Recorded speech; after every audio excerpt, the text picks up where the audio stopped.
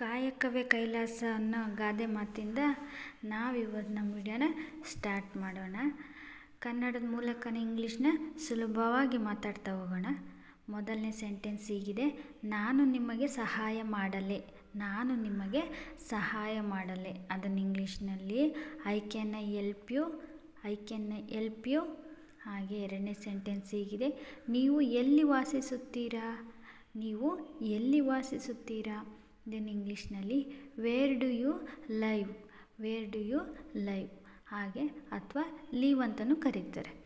ಮೂರನೇ ಸೆಂಟೆನ್ಸ್ ಹೀಗಿದೆ: ನೀವು ನಿಮ್ಮ ಉದ್ಯೋಗವನ್ನು ಇಷ್ಟಪಡುತ್ತೀರಾ. ನೀವು ನಿಮ್ಮ ಉದ್ಯೋಗವನ್ನು ಇಷ್ಟಪಡುತ್ತೀರಾ. Do you like your job. Do you like your job.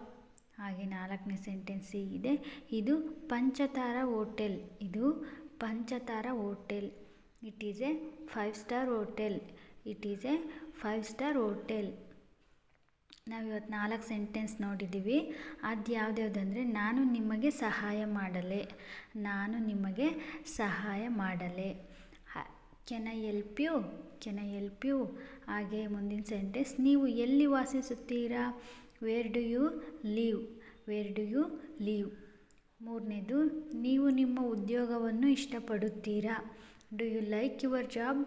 Do you like your job. ಹಾಗೆ ನಾಲ್ಕನೇದು: ಇದು ಪಂಚತಾರ hotel. It is a 5 star hotel. ನಿಮಗೆ ಇಷ್ಟ ಆದರೆ ಲೈಕ್ ಮಾಡಿ, ಶೇರ್ ಮಾಡಿ, ಹಾಗೆ ಹೆಚ್ಚಿನ ವೀಡಿಯೋಸ್ಗಾಗಿ ಸಬ್ಸ್ಕ್ರೈಬ್ ಆಗಿ. Thank you.